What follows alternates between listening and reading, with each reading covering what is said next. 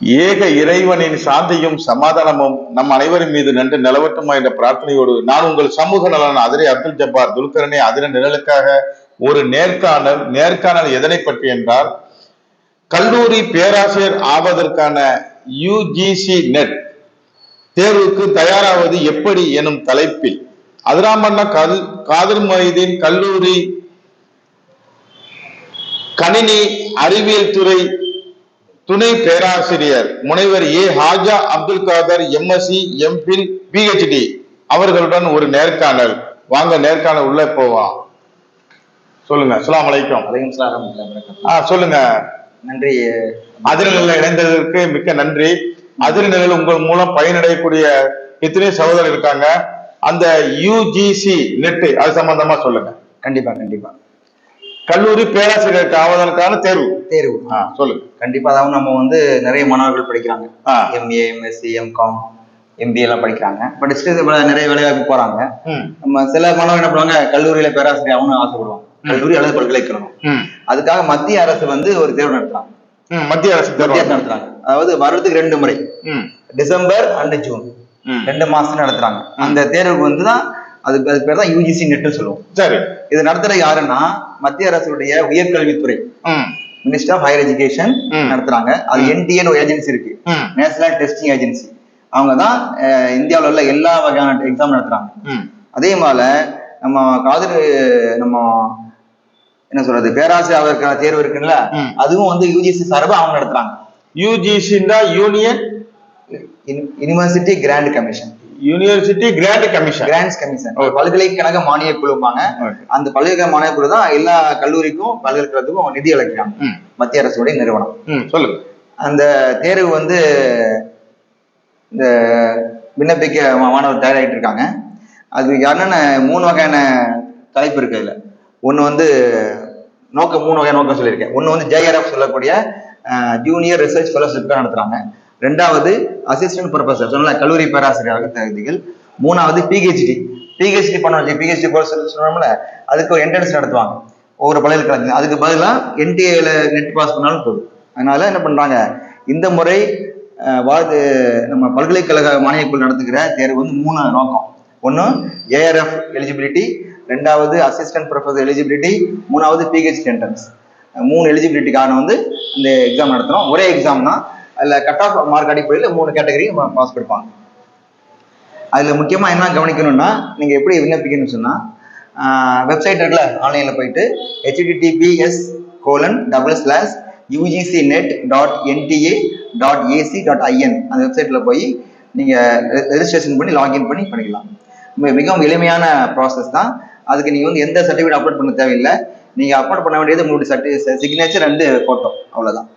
மற்றபடி சில தகவல் கேட்பாங்க, உங்களுடைய பேசிக் பர்சனல் டீட்டெயில்ஸ் கேட்பாங்க, உங்களுடைய குவாலிஃபிகேஷன்ஸ் கேட்பாங்க, எந்த சப்ஜெக்ட் கேட்பாங்க, அதுக்கப்புறம் வந்து எந்தெந்த இடத்துல வென்யூ கேட்பாங்க. 4 வென்யூ கேட்குறாங்க இடம், எக்ஸாம் சென்டர். தமிழ்நாட்டில் வந்து 27 இடத்துல எக்ஸாம் சென்டர் கொடுத்துருக்காங்க. ஒரு இடம் 2 இடத்துல 27 இடம், 27 முக்கியமான மாவட்ட தலைநகரத்தை கொடுத்துருக்காங்க. தஞ்சாவூர், திருச்சி, புதுக்கோட்டை. எந்த கல்லூரியில பயின்றோமோ அதே கல்லூரியில பேராசிரியர் ஆவதற்கான வாய்ப்பு எங்க வேணாலும் இந்தியா முழுவதும். என்டிஏங்கிறது வந்து நேஷனல் ஏஜென்சினால, யுஜிசி நெட்னா நேஷனல் எலிஜிபிலிட்டி டெஸ்ட். இந்தியாவில் எந்த பல்கலைக்கழகம் அல்லது கல்லூரியில உதவி பேராசிரியர் ஆவதற்கான தகுதி தேர்வு, அதுதான் அந்த யுஜிசி நெட் அப்படின்னு. அதுக்கு வந்து முக்கியமா எப்படி நம்ம அப்ளை பண்ண சொல்லிட்டேன். அதுக்கு கல்வி கட்டணம் நமக்குல எக்ஸாம் ஃபீஸ் வந்து ஜெனரல் கேட்டகரிக்கு 1200, ஓபிசி சொல்லுவாங்க. நம்ம பிசி, பிசிஎம், எம்பிசி, டிஎன்சி இருப்பாங்க, அவங்களுக்குலாம் ஓபிசி கேட்டகரியில வரும். அவங்களுக்கு 600 ரூபா கட்டணும். அப்புறம் வந்து எஸ்சி எஸ்டி கேண்டிடேட் 300 ரூபா கட்டணும். சரி. ஆன்லைன்ல பேமெண்ட் பண்ணிக்கலாம். நீங்க இது கடைசி ஸ்டெப், அதை பேமெண்ட் பண்ணிட்டு நீங்க ஃபார்ம் டவுன்லோட் ஆயிடும். அதுக்கு வந்து எப்படி நம்ம பாசிங் பர்சன்டேஜ் என்ன அப்படின்னா, இந்தியாவில் எல்லா சப்ஜெக்ட்லையும் சேர்த்து மொத்தமா வந்து நம்ம யூஜிசி நெட் வந்து 85 சப்ஜெக்ட் நடத்துறாங்க. 1 இல்ல 2 இல்ல, ஆர்ட்ஸ் வரக்கூடிய, ஆர்ட்ஸ் அண்ட் சயின்ஸ் வரக்கூடிய 85 சப்ஜெக்ட் சொன்னால, physics, Tamil, English, Arabic languages, அதே மாதிரி ஹிஸ்டரி, எக்கனாமிக்ஸ், காமர்ஸ், அதே மாதிரி computer science, electronic science, environment, இந்த மாதிரி மொத்தம் 85 சப்ஜெக்ட் நடத்தாங்க. 1 இல்ல 2 இல்ல 80 சப்ஜெக்ட். இதை தவிர சில 5 சயின்ஸ் சப்ஜெக்ட் இருக்குங்களா, physics, chemistry, botany, zoology, mathematics. இந்த 5 சப்ஜெக்ட்டுக்குமே வந்து இதுல யூஜிசி நெட் வராது. அதுக்கு வேற ஒரு நெட் இருக்கு, அதுக்கு பேர் சிஎஸ்ஐஆர் நெட். அதுக்கு வேற ஒரு தளத்துல அப்ளை பண்ணணும். நான் சொல்றது வந்து எனக்கு மேல சொல்லப்பட்ட 85 சப்ஜெக்ட் மட்டும்தான், பியூர் சயின்ஸ்ல வராது.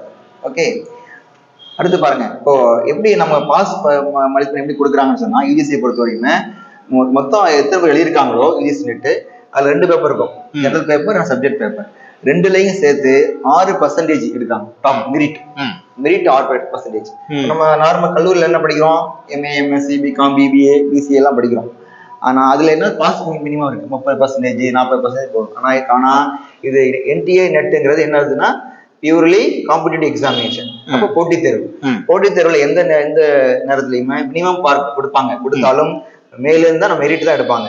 அதே மாதிரி நீங்க யூஜிசி நெட்லயும் வந்து நீங்க பாஸ் ஆகணும்னா இந்தியாவில் எழுத எல்லா மாணவர்களும் டாப் 6%, சரிங்களா, 6% எடுத்தா மட்டும் தான் நீங்க அடுத்த ஸ்டேஜ் போக முடியும்.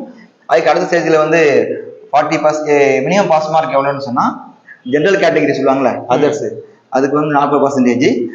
அதே மாதிரி ஓபிசி என்ன வரும்னா அதர் பேக்ரவுண்ட் கிளாஸ் சொல்லுவோம். அதுல வந்து பிசி, பிசிஎம், எம்பிசி, டிஎன்சி எல்லாம் வந்துருது. ஓபிசிக்கு 35% எடுத்தா போகணும், ஓபிசி அண்ட் எஸ்சி எஸ்டி. இதுதான் பாசிங் மினிமம். அப்போ வந்து என்ன பண்றாங்க, அப்போ 2 சப்ஜெக்ட் பேப்பர்லையும் 40% for general, 35% for OBC and SC ST எடுத்தா நீங்க வந்து இந்த எக்ஸாம்ல தேர்வாகிடும். அதான் என்ன இருக்கும். இதுல வந்து எதுக்கு அடுத்த என்ன சொன்னா, இதுல வந்து இந்த எக்ஸாமுக்கு வந்து மொத்தம் 2 பேப்பர் சொன்னேன்ல, சப்ஜெக்ட் பேப்பர், ஜெனரல் பேப்பர். 2 பேப்பர்லயுமே இந்த பர்சன்டேஜ் மார்க் எடுத்தா குவாலிஃபிகேஷன் வந்துடும். அடுத்தது இந்த எக்ஸாம் பொறுத்த வரையுமே நெகட்டிவ் மார்க் ஒன்றும் கிடையாது. நெகட்டிவ் மார்க் எதுவும் கிடையாது. ஆமா, மொத்தம் வந்து 150 கொஸ்டின் கேட்பாங்க. ஒரு கொஸ்டின் 2 மார்க், மொத்தம் 300 மார்க். 300 மார்க் 40% அல்லது 30% மேக்ஸிமம் எடுத்தாலும் கட் ஆஃப் மார்க் வந்துடும். கட் ஆஃப் வந்து ஒவ்வொரு கேட்டகரிக்கு வரும். BC, OBC, SC, STs, general, EWS, economic weaker section, எந்த கேட்டகரியோ எந்த கம்யூனிட்டி அந்த கம்யூனிட்டி அந்த மாதிரி கட் ஆஃப் மார்க் வைப்பாங்க. அதை வச்சுதான் நம்ம வந்து அவங்க பாஸ் ஆக முடியும். புரியுதுங்களா?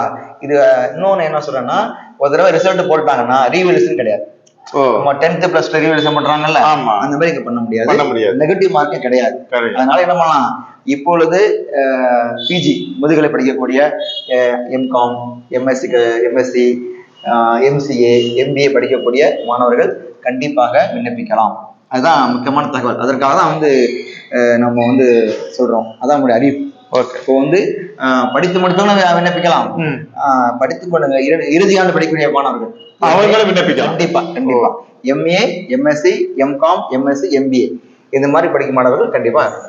இதுதான் அதிரண்டு சகோதரர்களே, சகோதரிகளே, மாணவ மாணவிகளே, நம்ம பேராசிரியர் கூறியது போல நீங்க அதிரண்டல் மூலமா நீங்க பார்த்து கொண்டிருக்கக்கூடிய சகோதர சகோதரி மாணவ மாணவிகளுக்கு சிறந்த வழிகாட்டியாக தீரக்கூடிய பேராசிரியர் அவர்களுக்கு நம்ம அப்படியே அதை நம்ம பதிவிடுறோம். ஏண்டா இதை வந்து ஒரு மாணவ மாணவிகள் பயனுள்ளதாக அதிரண்டல்ல பயனுள்ளதாக அமைத்துக் கொள்ள வேண்டும் என்ற உயரிய நோக்கத்துல நம்ம இதை பதிவிடுறோம். எல்லா புகழும் வல்ல இறைவனுக்கு. நன்றி.